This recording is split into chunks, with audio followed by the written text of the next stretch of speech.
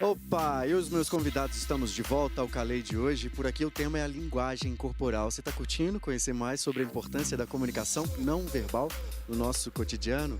Você quer entender melhor sobre esse assunto?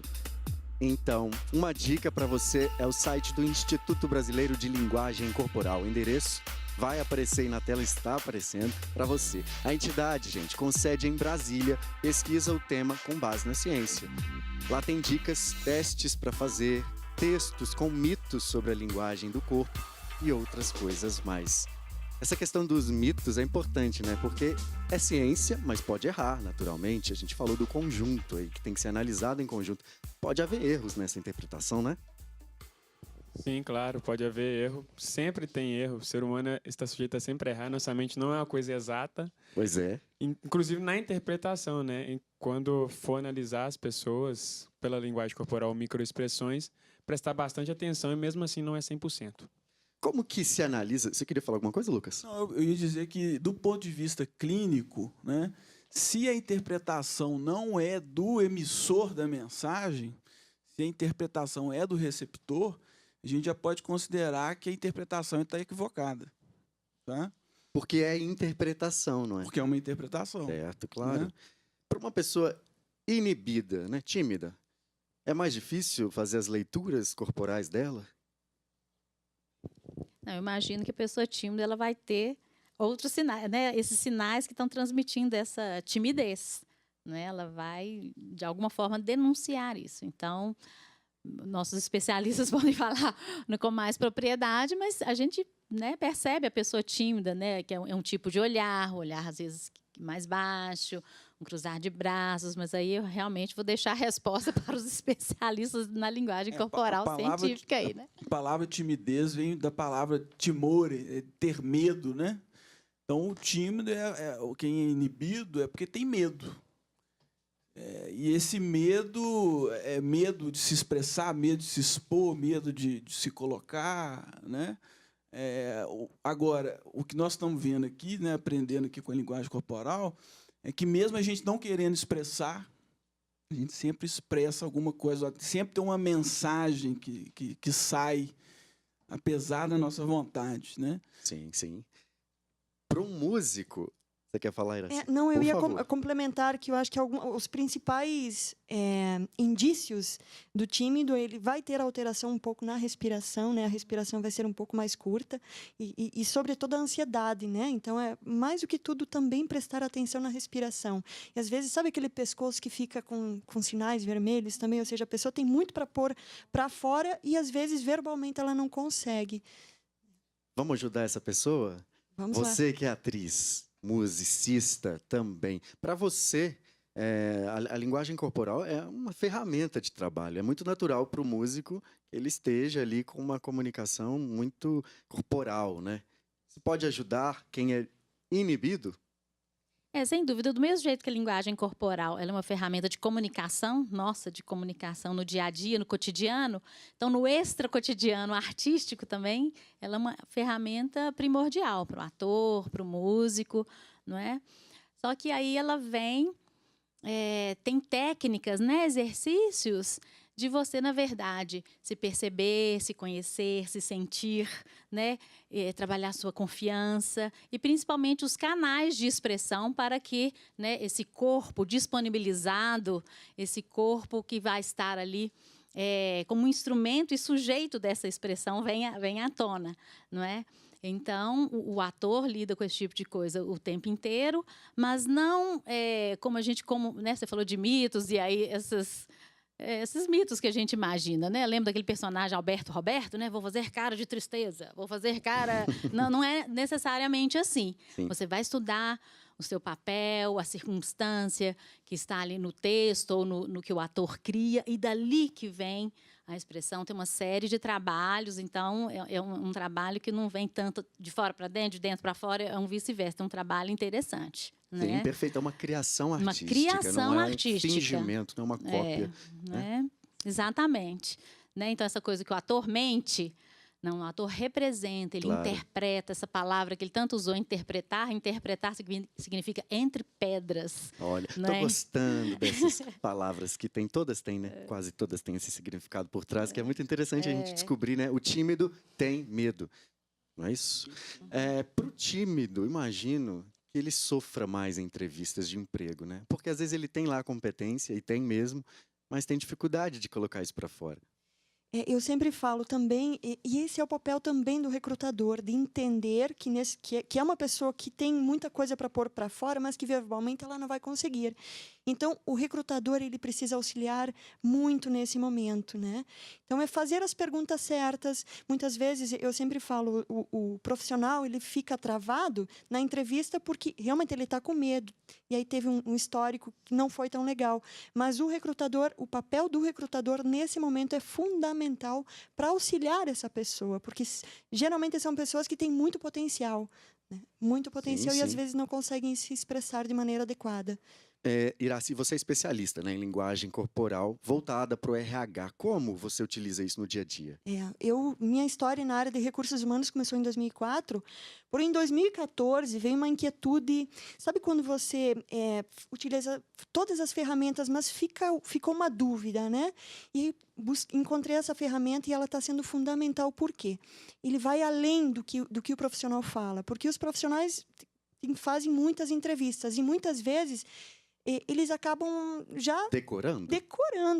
E o recrutador, ele tem que ter essa habilidade de saber quando o profissional está falando a verdade e quando não está. Aconteceu uma situação comigo, enfim, na minha experiência, e eu estava entrevistando um profissional para um cargo de gerente financeiro, né, para uma empresa que estava em recuperação judicial, ou seja, um profissional que necessitava ter uma expertise muito grande e saber lidar com pressão. E aí, quando eu questionei ele me disse que estava com gastrite crônica. O que isso tem a ver?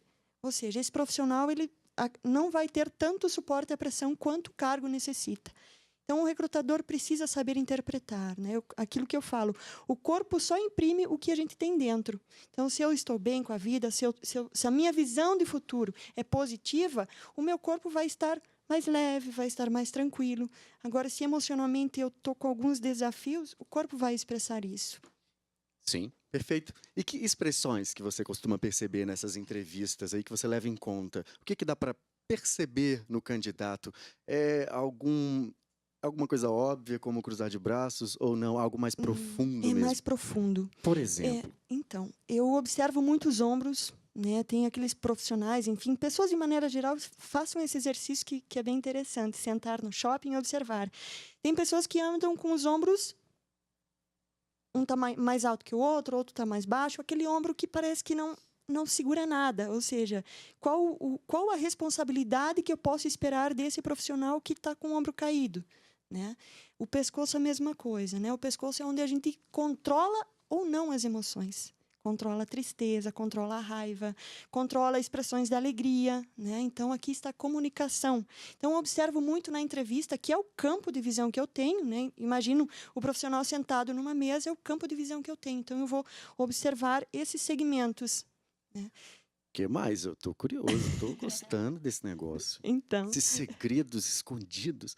o olhar, eu sempre brinco, o olhar ele é chave para qualquer coisa, para um relacionamento, para paquera e também para entrevista, porque aquilo que nós falávamos da conexão, né? Então, o profissional que às vezes você faz uma pergunta que eu preciso que ele acesse uma emoção que ele já viveu, um sentimento, enfim, relacionado ao trabalho na experiência anterior, e aí ele vai criar aquilo. Então, eu já sei que não está sendo verídico o que ele está expressando. Então, o olhar, pescoço, ombros e o tronco também, que eu falo da conexão, né? E aí eu também investigo um pouco mais a questão da sintomatologia das doenças.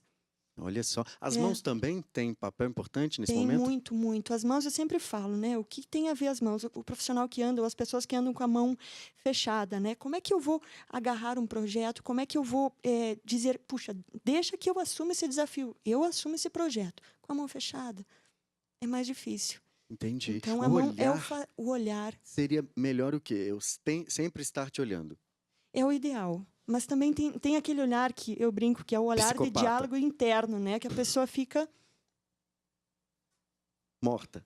morta, sem piscar, sem nada. Não está interagindo, Não na tá. verdade. Ela está olhando, mas ela não está interagindo. Ela está olhando para, por exemplo, eu estou olhando para ti, mas nesse momento, eu estou olhando para dentro de mim mesmo. Então, é a intensidade do olhar também. Que bacana. Muito interessante mesmo, né? Toda essa discussão sobre o que a gente fala e que não está nas palavras. Sobretudo, né, nesse momento difícil do nosso país, de crise, em que a gente faz entrevistas, tenta. Então, se a gente puder tentar acertar mais, né? Porque às vezes competência a gente tem. Talvez um olhar diferente já vai ajudar. Esse olhar mais, né, para cima, talvez, atento. Atento, interessado. Eu sempre falo para os profissionais que nos assistem, né? Que quando vai participar de uma entrevista, tenham muita atenção ao posicionamento do tronco. O cruzar os braços ou cruzar as pernas, muitas vezes é uma posição de conforto. Né? Então, é algo assim que eu não me atenho quando eu estou fazendo uma entrevista, mas eu observo muito o posicionamento do tronco, que é a minha conexão com o outro. Então, no meu entender, né, se eu viro para cá, eu estou olhando para você, mas eu, de certa maneira, eu desconectei, ou seja, o que você está falando é legal, mas já não me interessa mais. Mas eu já estou mais para cá, né? Exato. A gente vai continuar com essas dicas ótimas e essa conversa super bacana de todos vocês daqui a pouquinho, porque agora a gente vai ouvir mais Guardas da Fronteira. Vamos lá, pessoal.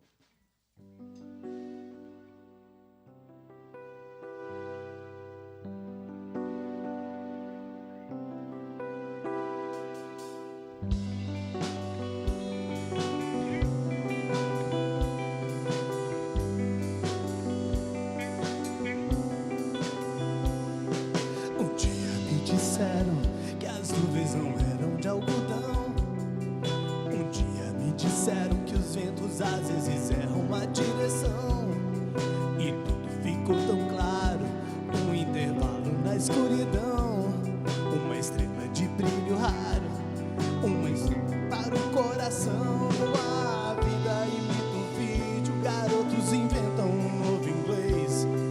Vivendo num país sedento, momento de embriaguez. Nós somos quem podemos ser, sonhos que podemos ter.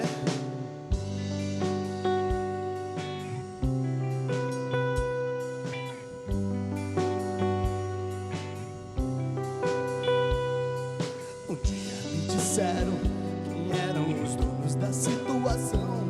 Sem querer, eles me deram as chaves que abrem essa prisão. E tudo ficou tão claro, um intervalo na escuridão. Uma estrela de brilho raro, um disparo para o coração. A vida imita um vídeo, garotos inventam um novo inglês.